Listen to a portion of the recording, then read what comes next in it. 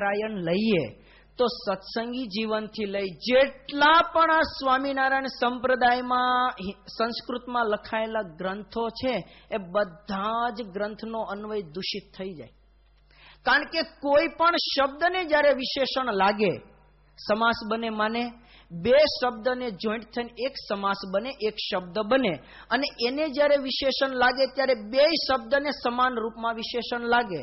તો હવે આપણા જે ધર્મ ગ્રંથોમાં છે એમાં ઘણે ઠેકાણે ધર્માત્મજ, ભક્તિ તનુહુ, અવતારી, અક્ષરાતીત, અક્ષરાધિપતિ, સર્વધામના ધામી, આ બધા વિશેષણો લગાડ્યા છે. તો શું ધર્માત્મજ માને ધર્મના દીકરા સ્વામીએ સહિત નારાયણ હતા?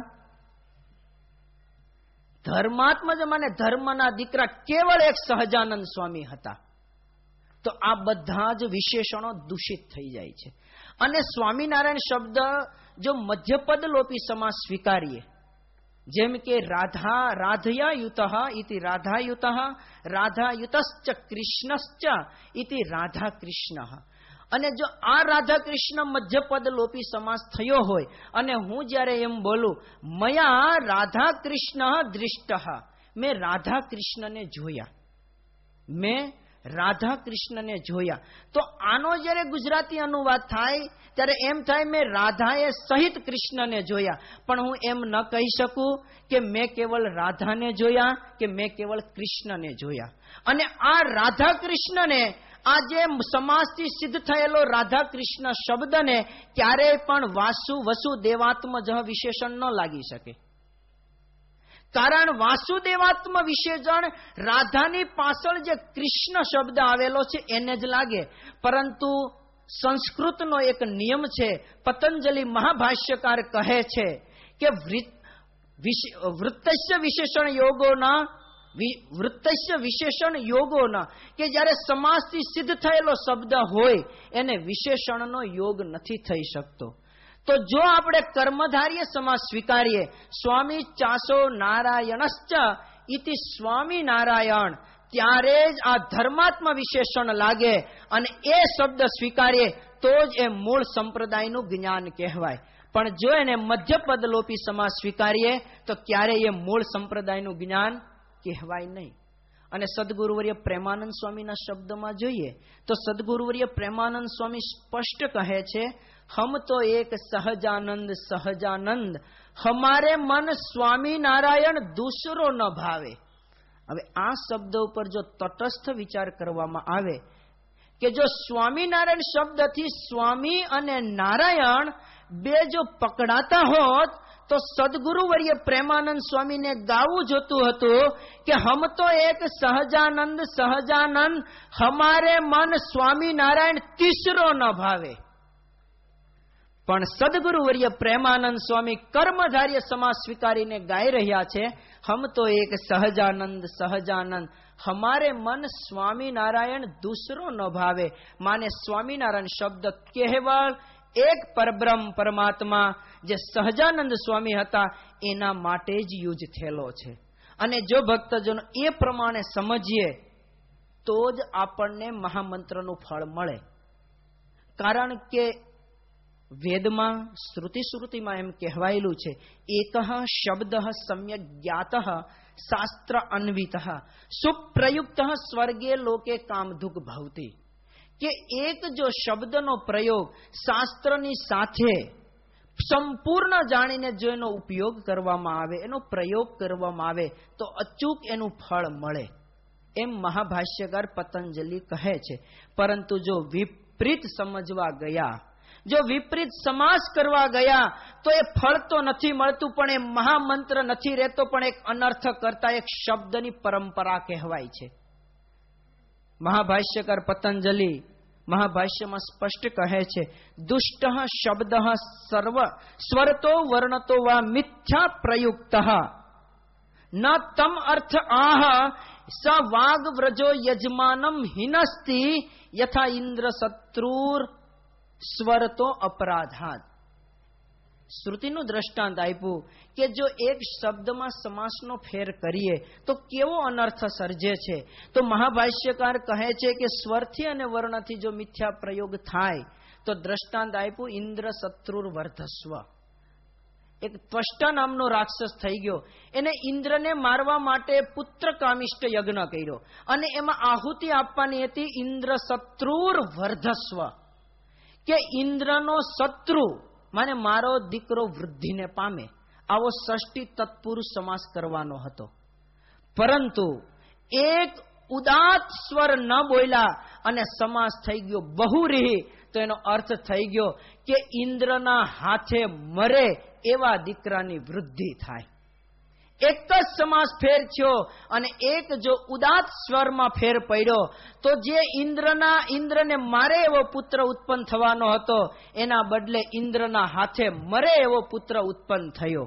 તો ભક્તજનો આવી રીતે જો સ્વામિનારાયણ મહામંત્રમાં કર્મધાર્ય સમાસ સમજીએ તો જ આપણને એનું ફળ મળે.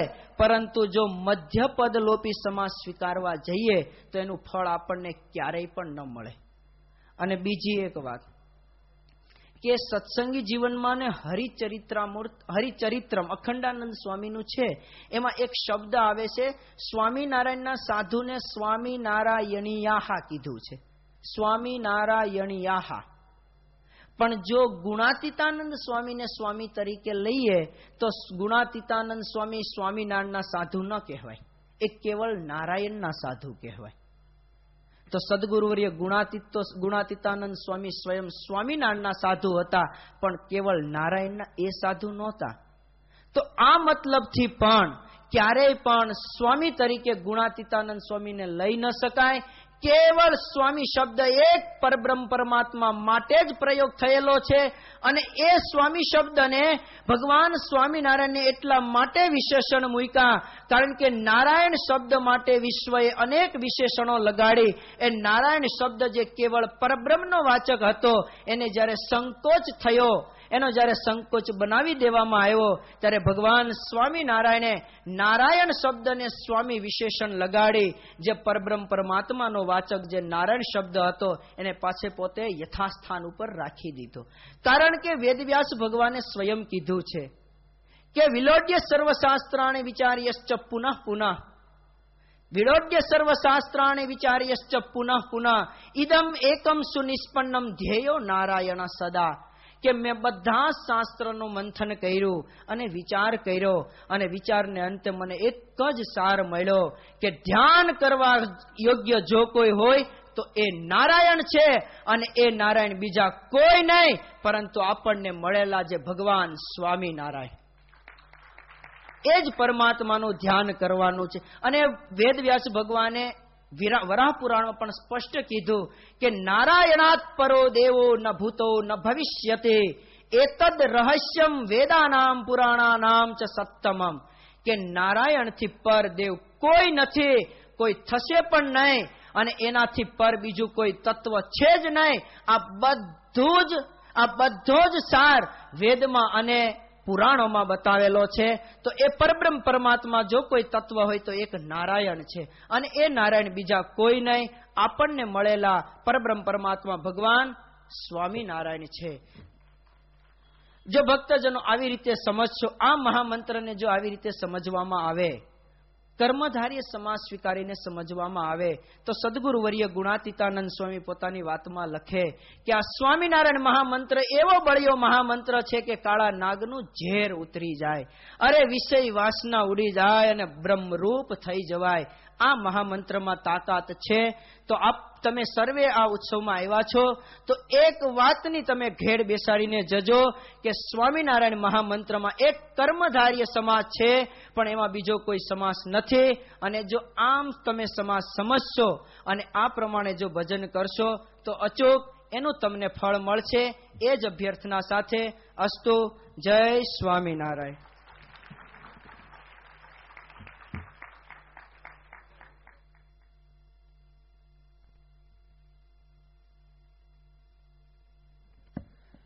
ખૂબ સુંદર યોગેશ્વર સ્વામીએ શાસ્ત્રોની બાબતો સમજાવી. ખરેખર મૂળ સ્વામિનારાયણ સંપ્રદાય એ શું છે એક હ્રસ્વ દીર્ઘવાળું રહ્યું છે, તો ફરીવાર એના વિશે આપણને થોડી છણાવટ કરશે. હાલો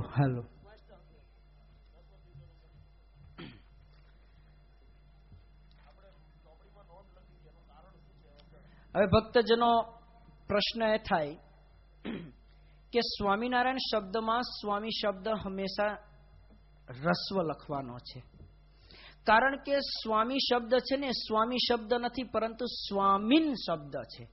સ્વમ ધાતુને પાણીની સૂત્ર છે સ્વામીન ઐશ્વર્ય, એનાથી આમની જ નિપાતિત પ્રત્યય થાય છે અને આમની જ પ્રત્યય લગાડ્યા પછી સ્વામીન શબ્દ બને છે અને એની કૃત તદ્ધિત સમાસાશ્ચ સૂત્રથી પ્રાતિપદી સંજ્ઞા થઈ. સુવજસ અમોષ્ટાભ્યામ ભીસ ગેભ્યાભ્યાસ ગસીભ્યામ ભ્યસ ગસ ઓસ આમ, આ સૂત્રથી સુપ્રત્યય થઈ. હલંગ્યાભ્ય સુતિષુ અપૃક્ત હલ, એનાથી સુનો લોપ થાય. ન લોપ પ્રાતિપદિકાંતથી નનો લોપ થાય. સોચ સૂત્રથી દીર્ઘ થાય છે. પણ દીર્ઘ શબ્દ કેવળ સ્વતંત્ર એકલો હોય ત્યારે થાય. તમે જે સંતોને સ્વામી શબ્દ કહો છો ત્યારે એકલો શબ્દ, પરંતુ જો સ્વામી શબ્દની પાછળ કોઈ બીજો શબ્દ આવી જાય ત્યારે સ્વામી શબ્દ હંમેશાને માટે રસ્વ જ હોય. આ વ્યાકરણનો નિયમ છે. એ દીર્ઘ લખો એટલે શબ્દ દુષ્ટ શબ્દ માને અસાધુ શબ્દ છે, ખોટો શબ્દ છે. એટલા માટે ભક્તજનો ગમે ત્યારે તમારા દીકરા દીકરીઓના લગ્ન હોય, કોઈ આમંત્રણ પત્રિકા હોય, કોઈ તમારા ઘર આગળ સ્ટાઇલ્સ લગાડી હોય ત્યારે અચૂક અથવા કોઈ ઠેલી અથવા તો કોઈ કોથળી એડવર્ટાઇઝ છાપતા હો ત્યારે આ અનુસંધાન ચોક્કસ રાખજો. જો આ અનુસંધાન ન રાખો તો અર્થનો અનર્થ થઈ જાય, કારણ કે દુષ્ટ શબ્દ કોઈ જ અર્થને ના આપે અને એ તમે એવી રીતે લખો તો એક દ્રોહ પણ ભગવાન સ્વામિનારાયણનો થાય. એટલે ક્યારેય પણ સ્વામિનારાયણમાં સ્વામી શબ્દ દીર્ઘ લખી ન શકો. એને હંમેશાને માટે રસ્વ જ લખવો પડે અને રસ્વ લખો તો જ સ્વામિનારાયણ મહામંત્ર કહેવાય. દીર્ઘ લખવા જાઓ તો ખોટો દુષ્ટ શબ્દ છે, અપ્રયોગ છે અને એમ જો લખવામાં આવે તો એનો કોઈ જ એમાંથી ફળ સ્મૃતિ મળતી નથી. માટે ભક્તજનો અચૂક આ વાતને જાણતા જજો કે સ્વામિનારાયણ મહામંત્રમાં સ્વામી શબ્દ કેવળ રસ્વ લખાય, પણ સ્વામી શબ્દ જ્યારે સ્વતંત્ર રીતે પ્રયોગ થયો હોય ત્યારે એનો કેવળ દીર્ઘ પ્રયોગ ત્યારે થાય, પણ એની પાછળ જો કોઈ શબ્દ આવે તો એ રસ્વ બની જાય. માને સ્વામિનારાયણ શબ્દમાં રસ્વ છે અને દીર્ઘ એ લખી ન શકાય. અને જો લખે, જો કે બીજા આ સંપ્રદાયમાં જે વિમુખ થયેલા છે એને પ્રથમવાર ભગવત ગોમંડળ, જેની પાસે હશે ભગવત ગોમંડળ એ જોઈ લેજો. એમાં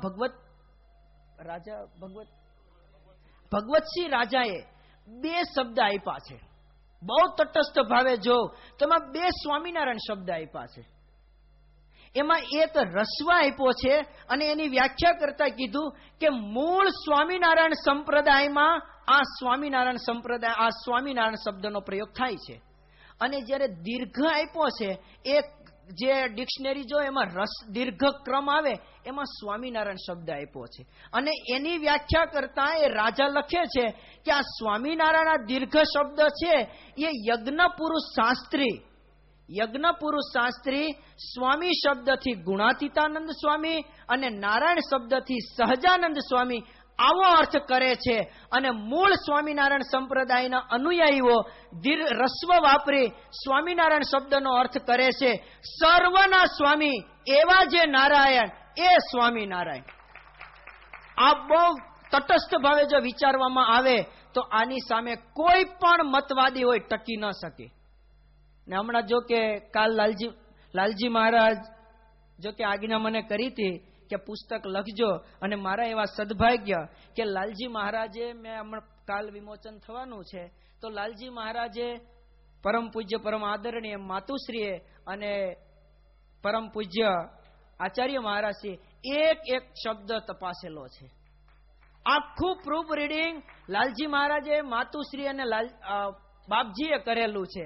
અને એક વાતની નવાઈ છે કે અમે જ્યાં સંસ્કૃત ભણ્યા હતા અને અમે જ્યાં કોઈ પ્રૂફ ભૂલી ગયા હતા એ પ્રૂફ લાલજી મહારાજે શુદ્ધ કરેલું છે. ત્યારે મને એમ થયું લાલજી મહારાજે કેટલા કાર્યમાં વ્યસ્ત અને એક શબ્દ વાંચીને હું આ 13 વર્ષથી સંસ્કૃત ભણું છું, મારાથી જે છૂટી ગયું એ આ વિરલ પુરુષે પકડી પાડ્યું. તો કેટલી એની સૂક્ષ્મ દ્રષ્ટિ. અને મને પણ આનંદ છે કે એની પ્રસ્તાવના પરમ પૂજ્ય લાલજી મહારાજે લખાવી એ મારા આ સાધુ જીવનમાં મારા બહુ મોટા ધનભાગ્ય કહેવાય.